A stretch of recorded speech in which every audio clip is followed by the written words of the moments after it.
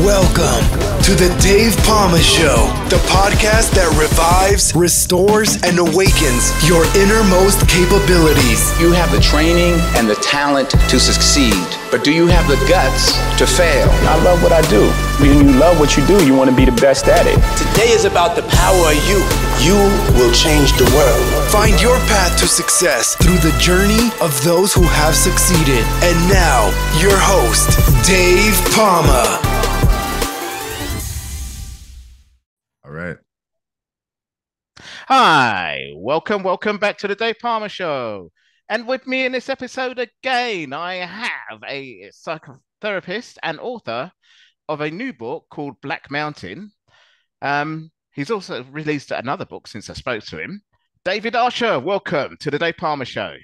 Thank you, Dave. It's always a pleasure, and looking forward to just talking about what's going on and also talking about these books as well.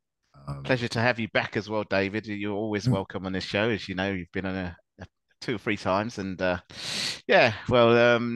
know we had a pre-show chat, and I'd like to say congratulations anyway. I don't know if it's worth saying, but since we've spoken, we've both been busy. But Yes. tell us about your new books. You've had Sure. two actually since we last spoke, haven't you? Yes. It's just the book that I came out with in September of last year is called Racial Trauma Recovery, Healing Our Past Using Rhythm and Processing, which is more of a clinical book because as we've spoken about a few times, like part of my mission is just to make it so that there are more therapists who know how to help people who are experiencing racial trauma. And so in Canada, where I'm from, it's like there's not a lot of Black male therapists that I know. If I want to see another Black male therapist, I look in the mirror, and that's the only way to increase the count because there's not enough of us because of the systemic stuff that's going on. Yeah. So part of my mission is just to make it so that we get more people who typically don't consider going into the field of psychotherapy to get into this field so that we can have more representation and that we can have people that are trained to help people that are all across the spectrum of race, gender, identity, all of that stuff. So racial trauma recovery is how I work with people who come from different backgrounds, regardless of their race, regardless of their identity, and how the society constructs their identity, and how you as a therapist, if you're a therapist listening to this, can know how to help people more effectively.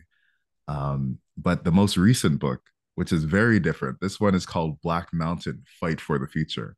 And for this book, it was more for like, how do I make it so that people who aren't that like interested in therapy can get a story that's just an awesome story, and also that they can get an introduction into the ideas of anti-racist psychotherapy, even though this has nothing to do with race or humans or Earth.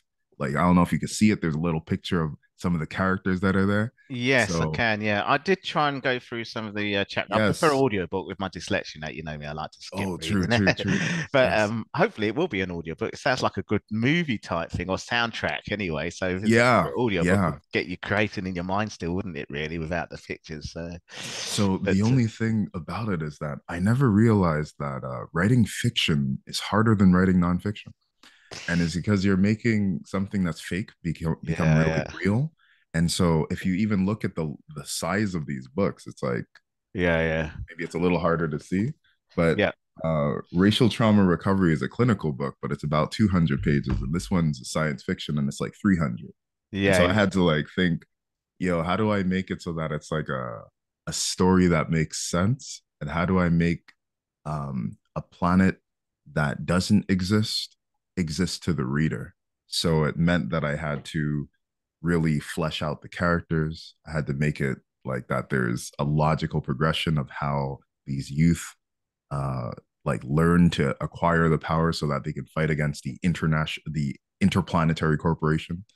And I had to make it make sense. So it was a pleasure, because for me it's like I've been writing clinical books, and to some degree I don't want to create the same problem where therapy is just seen as this like thing that only elite people can do, or that therapy is only seen as this thing that only university people are reading and understanding. So Yeah. I also want to create media that touches like I guess like it was a way of being able to write to the younger version of myself about a story that would Right. be interesting for me like back then. So the characters are based on, because when I was younger, it's like my eldest brother, he was always super tall, okay, and he was in Mm. basketball and all that stuff. Ah, okay. So what would happen is when I was a kid, he didn't want me to read his comic books, so he'd put the comic books on the highest possible place so I could never reach them. So I had no choice. Yeah. I wanted to read some comics, but I couldn't. I had no money. I had no nothing. What was I gonna do? So I started to just write my own comics. I started to draw my own comics and make up my own characters and all of that stuff. And so this book, like these characters, like that you see here, and also if I open up the book, let me just see if I can choose like a page, for example. Okay, like for example, this is one of the main antagonists, High Commander Futeus. So these are all like characters that I drew when I was younger, Yeah. and then I like found some artists that could help me to modernize how they look. And so I kind of brought back a comic that I made when I was like 15 years old and just updated it with the knowledge that I have from my previous books. Mm. So even though it's a science fiction novel, it follows the canon of anti-racist psychotherapy, black meditation, and racial trauma recovery. That's my short synopsis as to Right, how. right. So, yeah, I mean, the storyline. Could you tell us about the storyline a little bit Sure. to sort of give everyone? I mean, I did, as I said, I briefly read chapter one, but Sure. then I said I wouldn't be able to recite it. So if you can, Yeah. Well, it's tough because as I said, I used to, well, my previous books are about clinical things. So yeah, I know. I now have to be mindful of spoilers. You know what I mean? It's like before my book's about racism, so you know that at the beginning I'm going to talk about it, and at the end I'm going to Yeah, like yeah, this is what the thing is. But yeah, my yeah, book is about psychotherapy, so you know someone's going to get helped. yeah. But in Black Mountain, um, I can just tell you just generally the understanding of what's going on. So Yeah, without the telling, spoiling what happens at the end, and this yes, sort of stuff as if you went to watch a So movie, said, "Oh, you yeah, spoiled it. You told me the end now. yeah. That's no good." So Kind of a little what bit this about the characters, and maybe a yes, few of what they yes. get up to, and leave everyone guessing, so they do go out All in the right. book. Yes, Yeah, exactly. Just like cliffhangers. I'll that's try it. to make some Exactly. sound Yeah. bites. I'll have to practice them. So generally speaking, this is, although it may be a type of Afrofuturistic type of book, Hmm. it has nothing to do with humans, or let me just say it in a different way, is that this is thousands of years in the future after Earth has been destroyed. But what happens is that, from my own understanding at least, is I believe that everyone has a soul, and sometimes the souls, they reincarnate and they come into other like lifetimes and all of that. Hmm. So this is thousands of years into the future after Earth has been destroyed. Many other planets have also been destroyed. And there is this supreme being that was able to recreate life. And this being created life. And on these planets, because there were still some people who had the souls of like oppressors and some people who were like victims, it kind of recreated some of the same problems that we have on Earth, and some of the same problems that may have existed in other lives or other planets as well. Yeah. So that means that because humanity didn't solve the problem of racism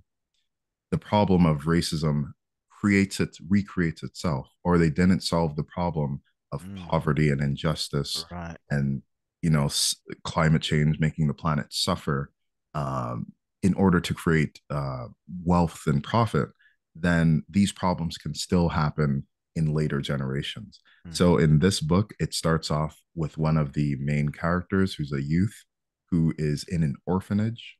And in the orphanage, they put all the people who are considered as people of darkness into this orphanage, so that when they become a certain age, they will become soldiers, or they're going to be trained to be soldiers, so that they can take more land from the southern continent, which is the opposite continent from where they live. So this orphanage is taking place in the northern continent, and the southern continent is where this person's homeland originally was. Okay. So there's one youth who starts off in this orphanage that's completely run by artificial intelligence. And it's like a cold, like hostile environment. It's almost like a form of a prison. And it's designed to just make it so that these youth are going to experience this harsh environment so that they can become soldiers. There's another youth who also has like a darker skin complexion.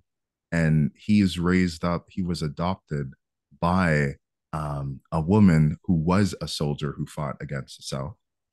And he's not in an orphanage, but instead he has it all. He has like has the rich upbringing.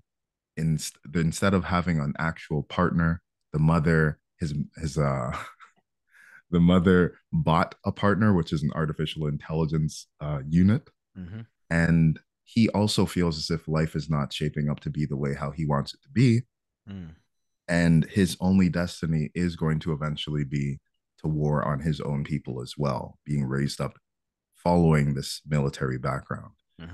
So both of them, even though one comes from poverty and the other one comes from this richness of having everything that he wants, they both feel as if life is not shaping up to be the way how it needs to be. And they indirectly get caught up with this war that's taking place between the international corporation or the interplanetary corporation led by Futeus and the leader of Black Mountain, which is this rebel organization of, like, I guess we could say superheroes. And Black Mountain is trying to save the world, literally, because the corporation's draining the resources of the world, causing climate change, using artificial intelligence to replace human, or I can't say human because we're not human, but using artificial intelligence to replace like relationships that have meaning. And so Zodicon is the name of the leader of that specific contingent. And Zodicon and his team help to save these children, and these children are destined to help to save the world. But it's following like a prophecy from an oracle. So you see, I'm explaining this, and as a therapist, I'm like, I'm talking about this delusion. I'm explaining to Dave about this delusion that doesn't exist. And I've been like spending the past like 7 months writing about this thing. Yeah. Like, being in this idea. And then the fascinating thing is I get to share this delusion with everyone. Yeah. And but with this book, a key part of it is the trauma that the youth experience, and also the initiation ceremonies. So the trauma is yes. No, good. Do the trauma first, and then the initiation. I wanted to find about the initiation ceremony. Okay, I'm hoping because there's something that happened in the fire brigade which got criticised, obviously, because it's like a bad thing, So right. But let's hear your sure. Yes, let's talk about. So like the thing is that from what I just described, both of these youth will have different types of traumas because they're labeled as people of darkness, versus the people of light. And to some degree, the traumas lead them to think certain things about themselves that prevent them from attaining their true potential. So that's how it's linked up to anti-racist psychotherapy. The initiation ceremonies, it was because I was recently listening to, I believe he's a professor in the United States. His name's Dr. Daniel Black.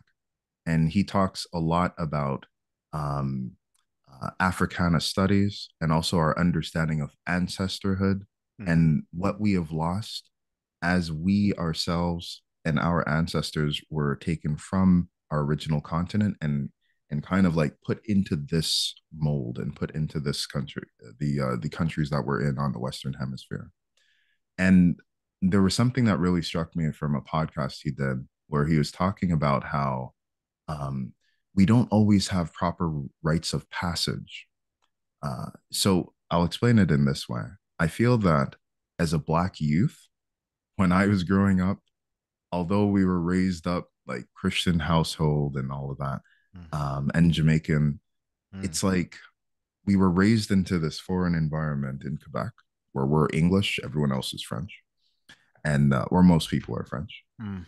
And it's like you need to adapt into this culture, and to some degree you need to say that your own culture is not the main culture.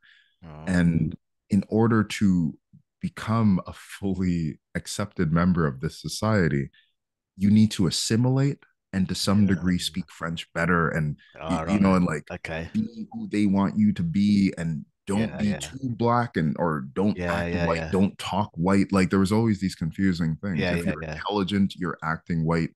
If you're not in sports, you're not black enough. There Ah, are right. always these Yeah. things of trying to, Stereotypical stuff as well. Yeah, and things like that. Yeah. yeah, So, yeah. And it was interesting for me as a youth of just knowing that, like they would say you can't listen to heavy metal or rock and roll because that's white people music. And then yeah. as I got older, I'm like, oh no, black people like Play. proto punk music Yeah. was Yeah. black There's people. lots. There's lots, Yeah, isn't there? I mean, even house, obviously. yeah, house music and techno music. This is from Yeah. black people. So there were all of these ideas that we learned. And I think that to some degree, becoming a black person or a Canadian black person, there's this initiation process that makes you into their black person rather than your own black person. And Mm. there's maybe a similar thing in the UK, whereas if you're not with people who are culturally understanding or who want you to be who you got to be, Yeah. they will turn you into something. You Yeah. like the prison to It's jail. the I same. mean, Yeah. the school to jail. Yeah, that's right. It's the same. You Yeah. know what Yeah. I mean? Well, School to jail pipeline. you made me think of the fire service culture in that way when I first joined in 1990. And I'm sure it would have been a lot worse. It's like you've got to be assimilated to this culture and do this. That's what I Right. was saying about the initiations ceremonies and things like that. That was all Yeah. part of that as well. To fit in, you've got to, you know, Yeah. get involved in these pranks, and you've Exactly. got to The treat me like hazing. this. As yeah, that kind of thing. Yeah. So Yeah. In the States, they have, well, they probably have it in Canada too, but like for universities and all that, to get into the frat houses and the sororities, you need to go through a certain process. And yeah, so I believe that in like the Jewish community, they will have like a bar mitzvah or a bat mitzvah, depending on like the person's gender. I think that in my ancestors, in the way how my ancestors were, is that there was a process of moving you from being a youth into an adult, but some of these things were lost, mm, or we were prevented from doing in terms of our dance, our traditions, our practices. And so in this book, the initiation is not designed to be something that's like a hazing thing. It's designed to make it so that you can become what is called a walking ancestor, meaning that these two youth I described at the beginning, they're able to go through a process that makes it so that they are in tune with the people that came before them, that in the present they gain these special powers that allow them to make a new process or a better future for the next generation. So it's kind of like a Dragon Ball Z anime fighting mixed with Captain Planet. I don't know. Have you ever seen Captain Planet? Did you mm. see that I cartoon? don't. Okay, it's probably an I'll try American and cartoon. Google it. I'll Google it anyway. But Okay, well, it was an American cartoon back in the day in like the 90s. I remember seeing it when I was younger. And it was that these kids had these different rings and different oh, elements. So someone had a fire ring, someone had yeah, a yeah. water ring, one had a Okay, wind okay. ring. And when Yeah, they yeah, put yeah. their powers together, then this blue man Ah, would okay, yeah, appear, yeah. Ah, and then he fights against climate change. all right, And then, okay. yeah, and then he fights against the Well, industries that well, are it's very, polluting everything. very, very true to this day now, isn't it? Yeah, but I realized, Dave, is that they canceled it. They canceled it early. I Oh, don't know oh how many no. episodes it had, Yeah, but yeah. I was always fascinated with how, like, even when you think about like some of these Japanese animes and these superheroes that are fighting each other, they're always fighting against each other, but they're not fighting against the common enemy that is attacking the world. And Mm, so the common enemy in this book is run by a conspiracy of people, or one man in particular, the one who I showed you, Futeus. And it's like he also wants to save the world, but his way of saving the world is by enriching himself. hmm. So there's a motivation and there's a story behind what he's trying to do. And I don't want to spoil too much of it.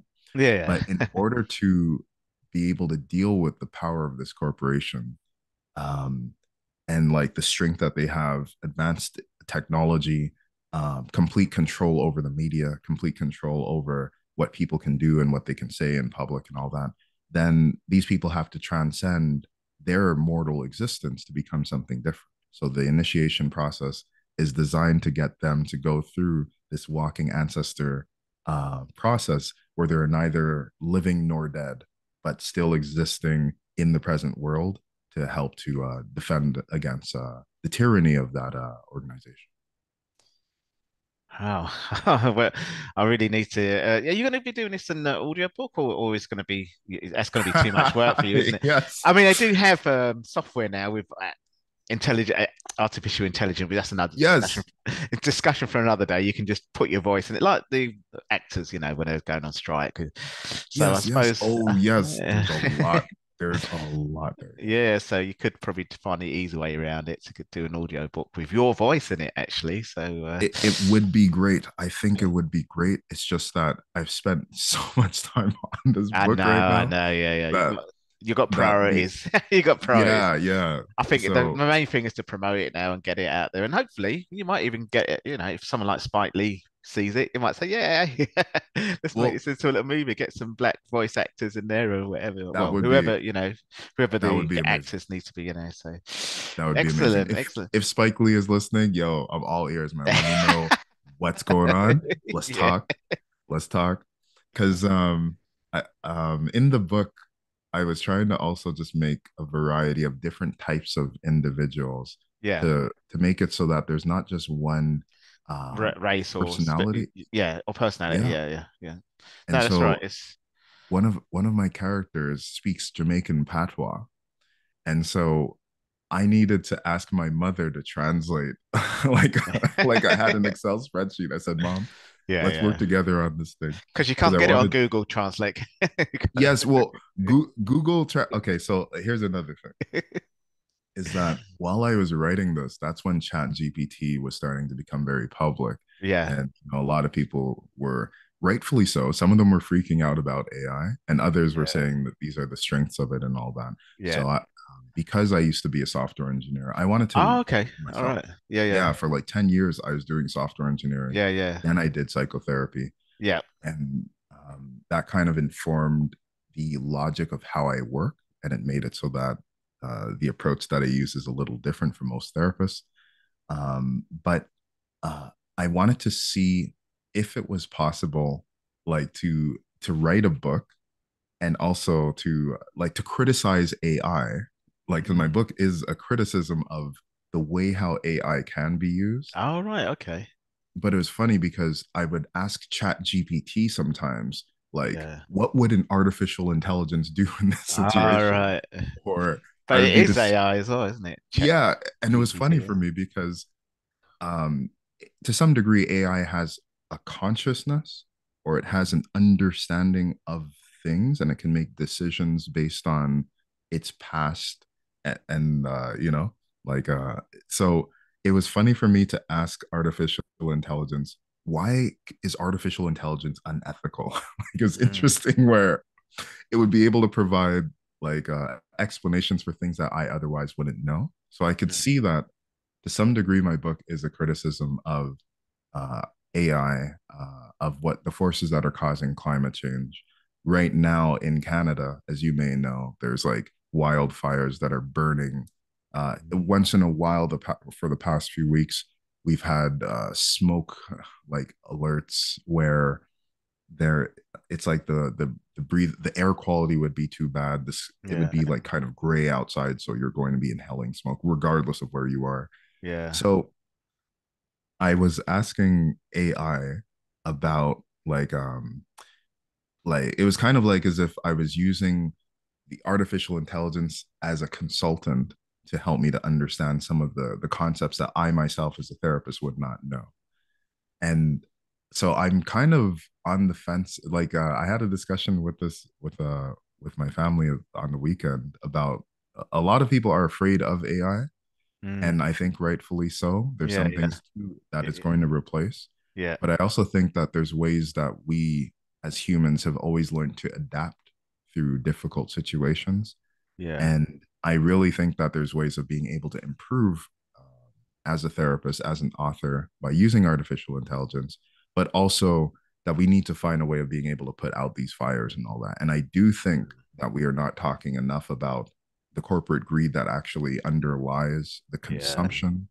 In the UK, I think it was Rishi Sunak is saying he's going to be doing more drilling and burning of these grass. And so I kind of feel that many people, we know there's a problem, but we're normalizing the fact that the sky is gray. We're normalizing the fact that you can't walk outside with, like, I can't walk outside with my young one for too long because of smoke.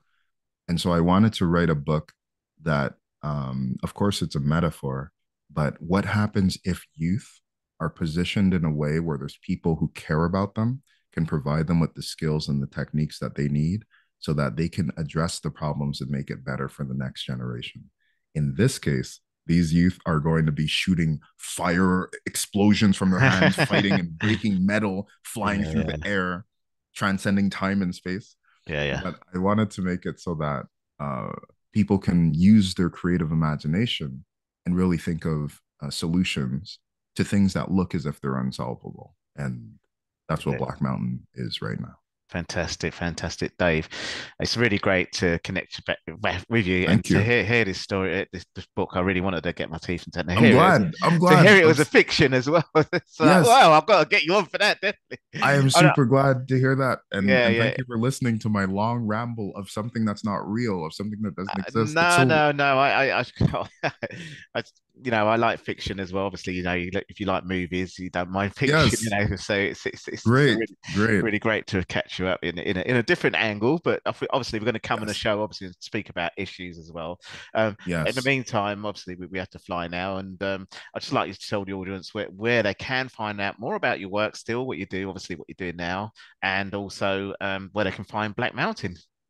Fantastic. So just to summarize again, my name is David Archer. I'm an anti-racist psychotherapist from Montreal, Canada. But you don't have to be in Montreal to get these books. It's available on Amazon. And you could even ask your book, like your librarian. Your librarian should be able to also get these books. It's available internationally.